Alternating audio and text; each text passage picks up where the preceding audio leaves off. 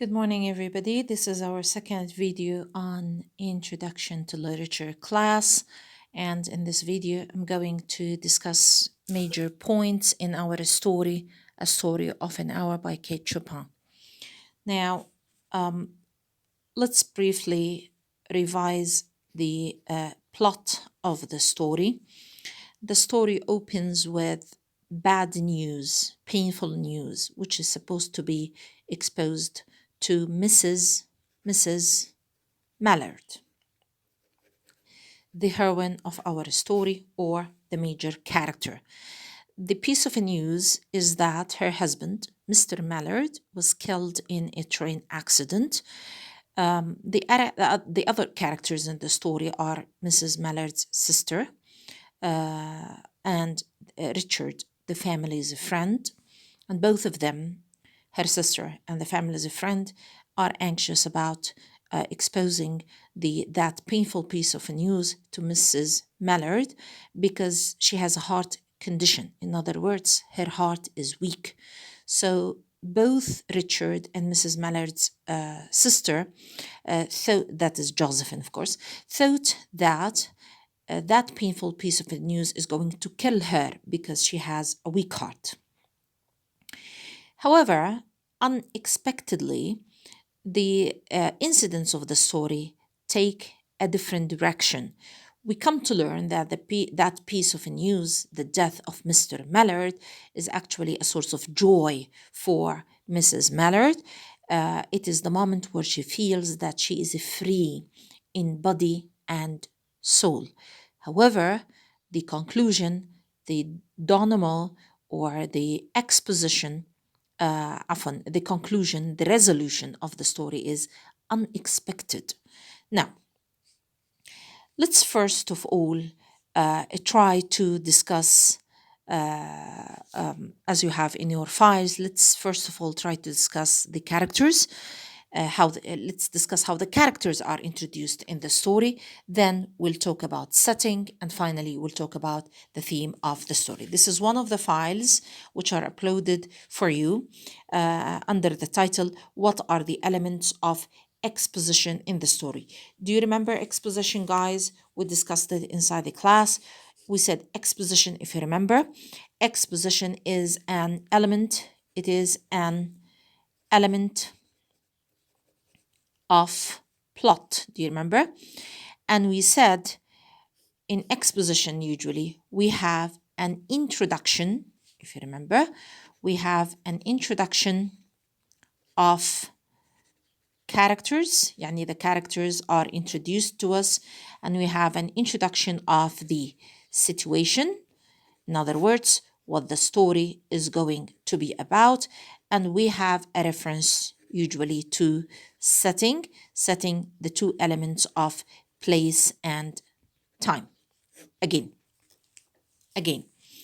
Now, the question is, what are the elements of exposition in the story? Just a reminder that exposition is one of the elements of plot. Exposition is the introduction of the text. Now, exposition, another word for exposition, is actually the introduction. And usually, exposition is the first paragraph in a story or the first two paragraphs in a story. Now, what do we have in exposition? We have an introduction of the characters, usually, and the introduction of the situation, what the situation or what the story is going to be about, and the setting, where and when the story take place. Now, they don't have to appear in that order. يعني مش بالضرورة إنه introduction of character, situation, setting تظهر في القصة بهذا الترتيب. Let's see what do we have in A Story of an Hour or The Story of an Hour by Kate Chopin. This is published, remember, 1894, which means this is the 19th century. Okay? Now, let me take the first paragraph in the story. This is the first paragraph. Knowing that Mrs. Mallard was afflicted with a heart trouble, okay, great care was taken to break to her as gently as possible the news of her husband's death. Look at this. What do you have here in the first paragraph? What do you have? You have the situation. What is the situation?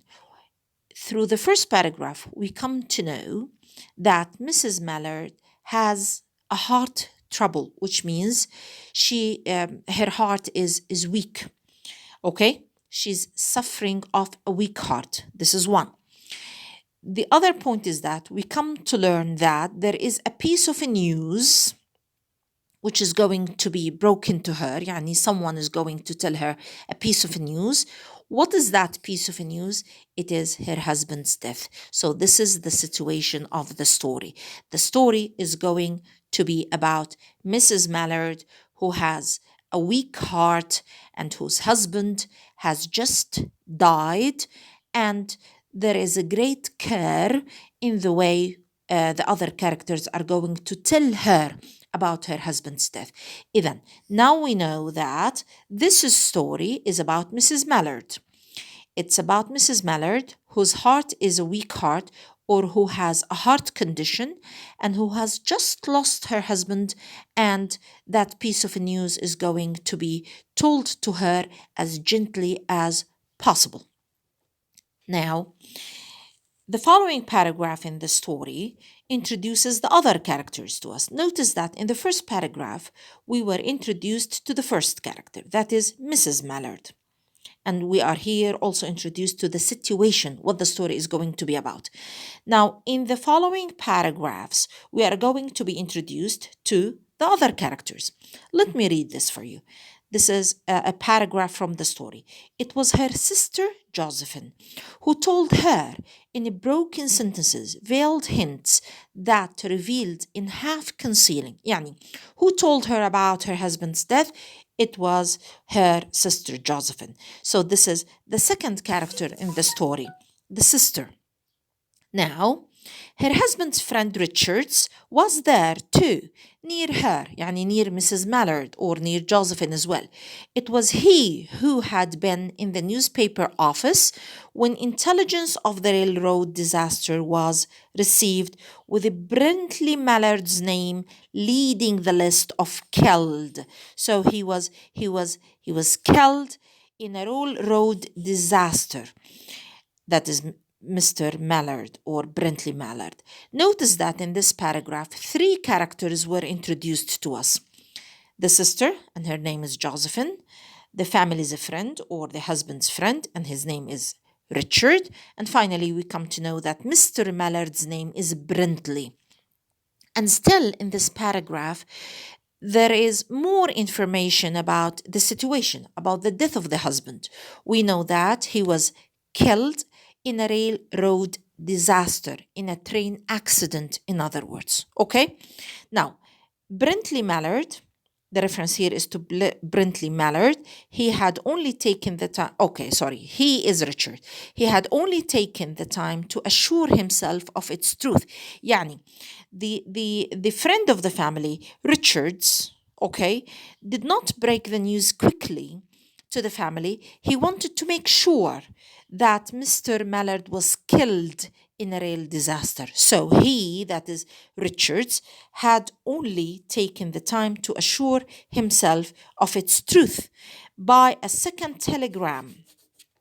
He sent a second telegram and he received another telegram and had hastened to forestall any less careful, less tender friend in bearing the sad message. In other words, he did not want anybody else, he did not want any other friend of the family to bear أن يحمل هذه الأخبار الحزينة, to bear the news to Mrs. Mallard. He wanted to be the one who would take the news to Mrs. Mallard and her sister, because he knows very well that Mrs. Mallard is sick. She has a heart disease or a weak heart. Okay?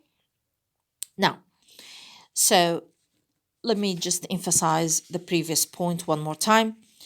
On the following paragraph, we have part of exposition, that is introduction of characters. In the first paragraph, the situation is revealed to us, what the story is going to be about. On the following paragraph, we are introduced to the other characters. We are introduced to Josephine, Mrs. Mallard's sister. We are introduced to Richard's, Mr. Mallard's friend or the friend of the family. And we are also introduced to the name of Mr. Mallard. We come to know that his name is Brentley. Okay? Very well then. Now, on the following paragraph, we are told how Mrs. Mallard or Louise, how she received that piece of news. Look at that. This is another paragraph quoted from the story. She did not hear the story as many women have heard the same, with a paralyzed inability to accept it. يعني لاحظوا, she did not receive it with a paralyzed inability to accept it. Paralyzed مشلول, يعني she was not paralyzed emotionally and physically by the news. No, she did not hear it with a paralyzed inability to accept its significance. She wept at once. She cried with sudden, wild abandonment in her sister's arms. She cried and she threw herself into her sister's arms. When the storm of grief, was she sad? Yes, she was sad. It was a terrible storm of grief. عاصفة من الحزن. A storm of grief had spent itself. She went away to her room. Will you notice that, please? She went away to her room. So it is here, this is the first reference to setting, and more specifically to place. We come to realize that we are in Mrs. Mallard's house. She left the place to her room. يعني probably she was in the living room. Probably she was in the guest room when she received the news, when her sister told her the news. طبعا Richard told Mrs. Mallard's sister about the news. Then Josephine told the news to her sister. Okay? Now, when the storm of grief had spent itself, Mrs. Mallard, she went away to her room. So it is here we realize that we are in Mrs. Mallard's house. We come to know that the setting is Mrs. Mallard's house. Okay? And then she goes upstairs to her room alone. She would have no one to follow her. She is too sad and she doesn't want anybody to follow her. Okay? Now, we come to know now in terms of setting that we are in Mrs. Mallard's house. However, the setting gets smaller and smaller. It's not the whole house now. The story or the incidents of the story now take place in a more specific setting, that is a room, her bedroom. Notice the following paragraph in the story. Notice. There stood, and the subject الفاعل هون is Mrs. Mallard. There stood, facing the open window, a comfortable, roomy chair. So in front of the window there was a roomy chair, armchair. كرسي بذراعين, كرسي فسيح واسع. Okay. Into this she sank, pressed down by a physical exhaustion that haunted her body and seemed to reach into her soul. Look at that. What do you have here? Here, the setting becomes more specific. We move from Mrs. Mallard's house, the whole house, to a more specific setting inside the house, which is her bedroom. Okay? Now we have more details about the setting itself. We are told that there is an open window, and in front of that open window there is a roomy armchair, and there she sat, or she allowed her body to sink. Even the setting gets more specific. We move from Mrs. Mallard's house to a more specific spot inside the house, that is her room. And we have more specific details about the setting itself, about the place, about her room, that there is an open window, and in front of that open window there is a roomy chair. Okay, let me say something here. The language is extremely connotative. The language tells us more and more about Mrs. Mallard. It suggests other meanings. Look at that. Into this armchair, she sank. The narrator never says she sat down. She sank, which suggests that she's extremely exhausted. She sank. She pressed down by physical exhaustion. Notice, she's not only emotionally exhausted, she's not only exhausted in her soul, but she is also physically exhausted. Okay? She pressed her body down by a physical exhaustion that haunted her body. She is exhausted in body and it seemed to reach into her soul. In other words, both her body and soul are exhausted. What does this tell you about Mrs. Mallard? She's exhausted both in body and soul, and this is part of the introduction of characters. Notice how now the character of Mrs. Mallard is being introduced to us in more depth. Okay? Now, still we have more and more details about the setting itself. As she sat on that armchair, or she allowed her body to sink into that roomy armchair, which faces the open window, what does she do? She could see in the open square. Now she's looking from the window. In front of her, there is an open square. She could see in that open square before her house the tops of trees. She can see the trees that were all aquiver with the new spring life. What's this? Spring life. This is a season. Do you remember what we said about setting before? We said setting is time and place. Now, time could be specific hour or part of the day or a whole day or a month or a year, but also setting includes seasons. So here we come to know that it's a springtime.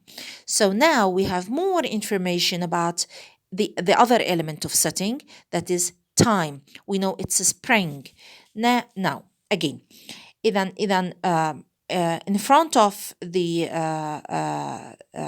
or from the open window, she could see the open square before her house.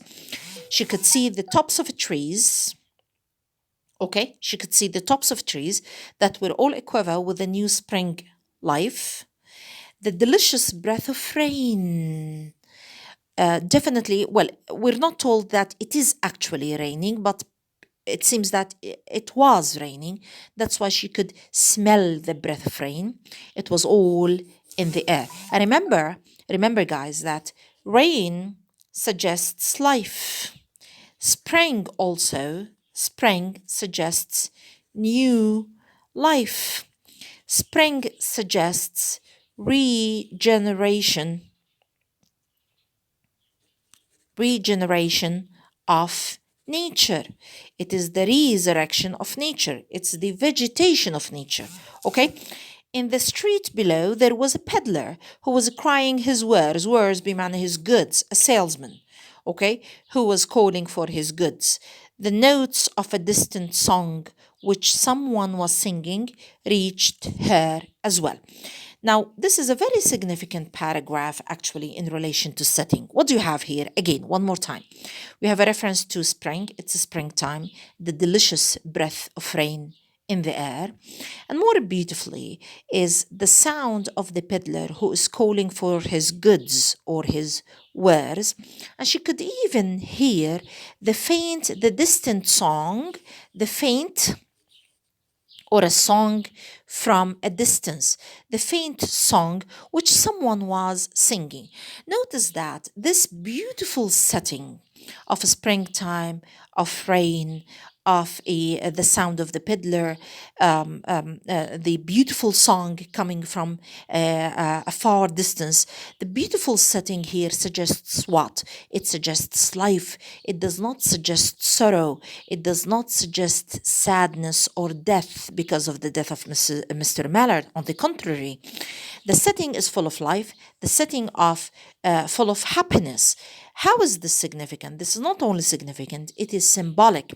This prepares us for the following paragraphs, in which we are told that Mrs. Mallard is going to celebrate the beginning of a new life after the death of her husband. We are going to be told that she is going to be free, free in body, free in soul. Now she welcomes life. Now she welcomes a new life without a husband. Okay? Now, let me just read the last line again. The notes of a distant song which someone was singing reached her. How? Faintly, because it reached her from a distance. Reached her faintly, and countless sparrows, singing birds, they were twittering, they were singing in the eaves. This is beautiful. So in this beautiful scene, we have a beautiful spring, we have beautiful trees, we have a beautiful song coming faintly from a distance, and more beautifully is the twittering of the birds. I hope you can hear it. The twittering of the birds which Mrs. Mallard enjoys. All this natural scene, the natural scene here, the natural scene suggests a new, happy life, a new beginning, for Mrs. Mallard. How? A new beginning as a free woman, free in body and soul. Okay, not just that, the description of setting continues. There were patches of blue sky. It was beautiful blue sky showing here and there through the clouds that had met and piled one above the other in the west facing her window. Notice it was a cloudy weather, but despite the clouds, there were beautiful patches, بقع جميلة من السماء الزرقاء, beautiful patches of the blue sky that she could see and she enjoyed. Now, how did Mrs. Mallard feel about that setting? Look, she sat with her head thrown back upon the cushion of the chair. Quite, she sat how motionless, except when a sob came up into her throat and shook her, as a child who has cried itself to sleep continues to sob in its dreams. Well, she is sobbing, she's crying, but she's crying like a child, as if she's crying herself to sleep. Okay? Now, the following paragraphs, actually, which we are going to read together when we discuss the theme section, tell us that despite her sobbing, she enjoyed the scene and she welcomes life as well. Okay, this ends our discussion of setting and the other elements of exposition. Thank you.